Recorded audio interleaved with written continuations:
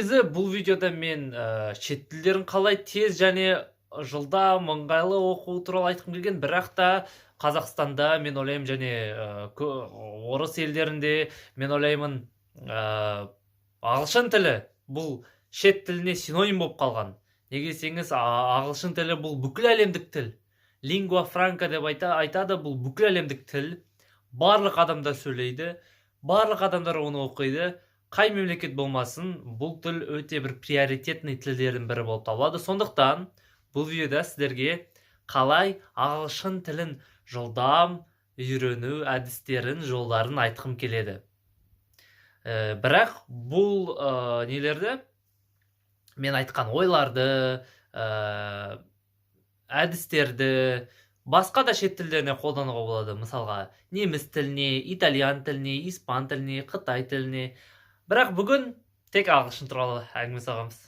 Менің ойымша, ағылшын меңгеру үшін 3 жыл қажет.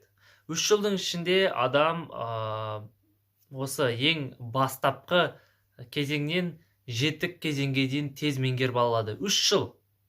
Сіздерге егер 3 жыл көп болып көрінсе, 3 жыл өте көп емес.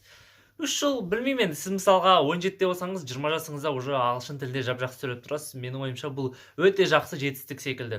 Шет тілін меңгеруге қанша уақыт кетсе де, бұл жайға кеткен уақыт емес, жайдан жай өткізген уақыт емес. Бұл әрқашанда осы уақыт құндылығы бар. Сондықтан шет тілін меңгеру әрқашанда көп сізге пайдасын алып келеді. Қандай жаста болсаңыз да, 50 жас, 60 жас болсаңыз, 15 жаста болсаңыз да, шет тілін меңгеру керек. Және қанша уақыт алса да, бұл әрқашанда өзінің бір құны болады. Болашақта сізге жұмысыңыз болсын, оқуыңызға болсын, немесе жай өзіңіздің ойлау қабілетін, миды дамытуды өте пайдалы. Көп, мысалға даже қазіргі кезде көп зерттеулерге қарағанда, зерттеулердің қорытындысы бойынша шет тілін меңгеру, егер адам бірнеше тілде сөйлесе, басқа тілдер оқыса, адам миы көбірек дамиды, және де қартайған кезде сізде ес пен қатты қиындықтар тумайды. Неге десеңіз, есте сақтау қабілетіңіз жақсы деңгейде болады, және де осы Альцгеймер секілді аурулардан алыс боласыз. Және де 80-ге келсеңіз де, 90-ға келсеңіз де, өзіңіздің осы қазіргі жас ақыл ойыңызды, жылдамдығын, миының істеуін, еске сақтау қабілеті, барлығы, аналитикалық ой, барлығы өзінің бір мықты деңгейінде қалады. Осы жетік деңгейінде ешқандай қиындықсыз қалады. Бұл шет тілін оқуының ең басты бір пайдасы. Жақсы. Ең бірінші, ағылшын тілін оқу үшін біз мектеп кезінен оқимыз. Негізі қазір 1-ші класстан бастап, 1-ші сыныптан бастап ағылшын тілі енгізілген мектептерге. Бірақ та енді традициялық әдістермен ағылшын тілін меңгеру өте ауыр. Бірақ та сіз қандай ауыр болса да оқи беріңіз. Оқи беріңіз. Одан тұрған түгі жоқ. Сіз бұл көбірек тілмен көбірек уақыт өткізесіз. Бұл жақсы. Қандай тиімді емес болса да, мектепте тырысыңыз оққанға. Екінші, ағылшын курстары бар. Ағылшын курстарына қатысып көріңіз. Егер қаржыларыңыз болса, ағылшын курстарын алып, репетитормен жеке сабақ алып, сөйтіп үйреніп көріңіз. Бірақ та егер сіз өзіңіз оқығыңыз келсе, ең жақсы бұл YouTube болып табылады. YouTube'дан қалай ағылшынды тез оқу туралы көп видеолар бар. Сол видеолар, бейне роликтерді қарап, сол жерден үйреніңіз. Әр адам қалай ағылшын тілін тез меңгергені туралы айтады. Соны қараңыз, тыңдаңыз, соның әдістерін қолданыңыз, жолдарын қолданыңыз. Қандай осы кітаптар, қандай видеолар, қандай адамдардан үйренгенін тыңдап, соларды жолдарын қайталап көріңіз. Кейін ең басты сол YouTube-ға кіріп, YouTube-тан көп видеолар тауып алыңыз. Ол жерде қазақ мұғалімдері ағылшын тілін тегін үйрететін өте көп бейнероликтер бар. Сол бейнероликтерді қараңыз, өзіңізге бір система құрып алыңыз.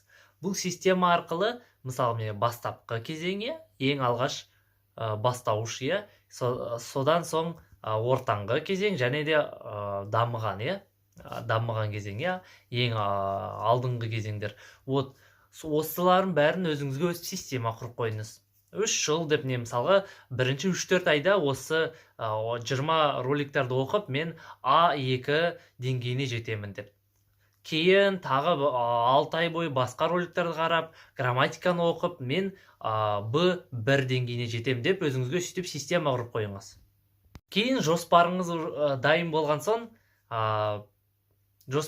болған соң, өзіңізге осы ағылшын тілінде осы балаларға арналған роликтерді қараңыз.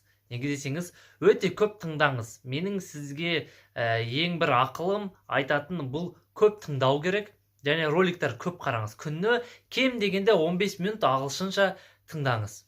Жаңалықтар қараңыз, өзіңізге ұнайтын ютуберларды қараңыз. Не ұнайды, сол туралы ағылшын тілде тыңдай беріңіз. Көп сондай өзіңіздің осы қызығушылықтарыңыздың барлығын ағылшын тілде ютубтан тауып күнде қарап жүріңіз. Кем дегенде 15 минут, бірақ 1 сағат қарасаңыз өте жақсы. Тамақ істеп жүрген кезде, дүкенге бара жатқан кезде, машина жүргізген кезде, көлік жүргізген кезде, жолда болған кезде, автобуста тұрған кезде тыңдаңыз. Бос уақытты қолданып, осы өлген уақытты қолданып, пайдасын көріп, күнде 15 минут немесе 30 минут ағылшынша тыңдаңыз. Және де ең бастысы бұл психологиялық деңгей. Егер психологияңыз мықты болып, ең бастысы өзіңізге айтыңыз: мен ағылшын тілін үйреніп аламын. Мен бұл тілде сөйлеймін, ойланатын боламын. Мен осы тілді меңгеремін, бұл менің қолымнан келеді деген өзіңізге психологиялық сөздер айтып қойған, аффирмациялар айтып қойған өте дұрыс. Неге десеңіз, өзіңіздің осы системаңызға сену керексіз.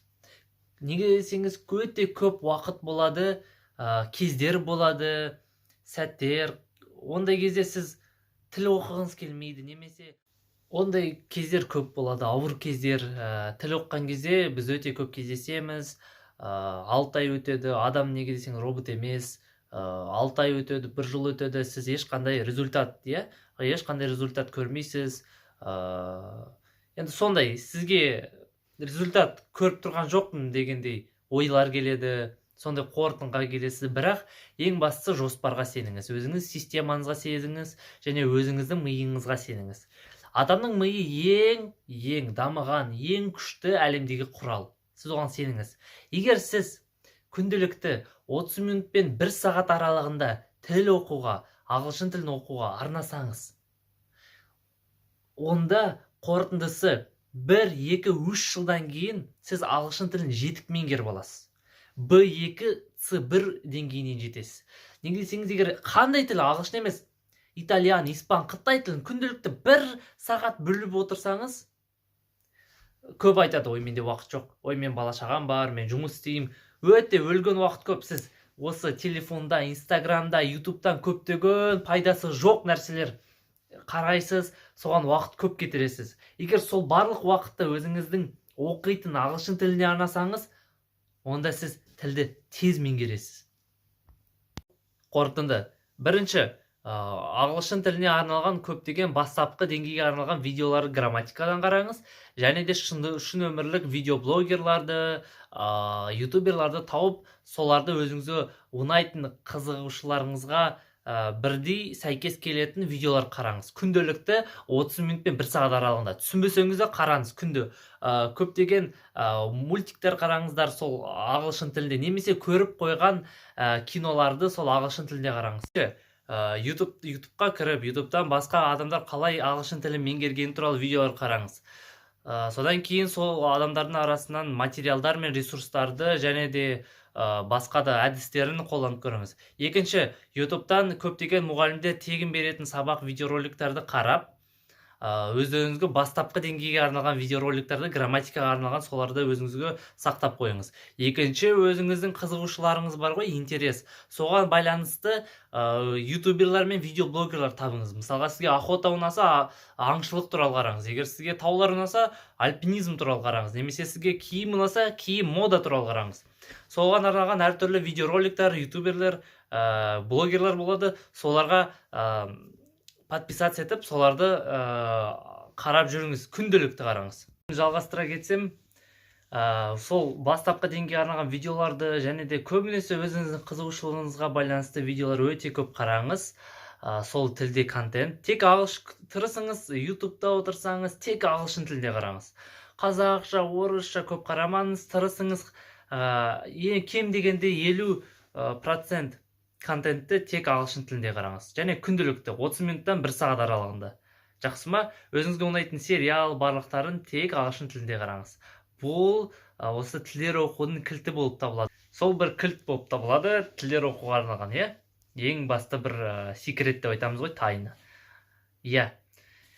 Кейін Duolingo, Drops секілді әртүрлі программаларды соткаңызға енгізіп, соларды күнделікті істеп отырыңыз. Бұл да өте маңызды болып табылады. Және үшінші, ертегілер, әртүрлі тағы балаларға арналған, егер сондай аңыз әңгімелер болса ағылшын тілде, соларды аударып, соларды оқыңыз, соларды жаттап көріңіз. Және де осы өзіңіз осыға дейін көрген қазақ тілінде, орыс тілінде көрген фильмдерді осы ағылшын тілінде қайтадан қарап көріңіз. Бұл сізге ең бастысы миыңыз ағылшын тілінде үйрену керек. Неге десеңіз, қазақ тілін, орыс тілін қалай үйрендіңіз? Бала кезден бастап сізбен бәрі сөйлесті, ең бастысы тыңдадыңыз, 3-4 жыл бойы тыңдадыңыз, содан кейін бірақ сіз сөйлей бастадыңыз. Ағылшын тілін оқу дәл солай. Басында 3-4 жыл тыңдайсыз, оқисыз, сөздер жаттайсыз, кейін 1-2 жылдан кейін сөйлеп бастайсыз да, бір күні жетік сөйлеп тұрған кезде өзіңізді байқамай қаласыз. Міне бұл менің сіздерге деген қалай ағылшын тілі оқу әдістерін айттым, жолдарын, және де ең бастысы осы жоспарыңызға, системаңызға, миыңызға сеніңіз. Я, ең басында сіз осы күнделікті еңбегіңіз жеміс-жидегін көрмейсіз, бірақ 2 жылдан кейін, 3 жылдан кейін тез арада осы жеміс-жидектерін көріп отырасыз, результаттарын. Ал жақсы, қош сау болыңыздар, сіздерге үлкен сәттілік, ағылшын тілін оқыңыз. Мен сіздерге сенемін, бір күні сөйлейтін боласыз. Жақсы сау болыңыздар.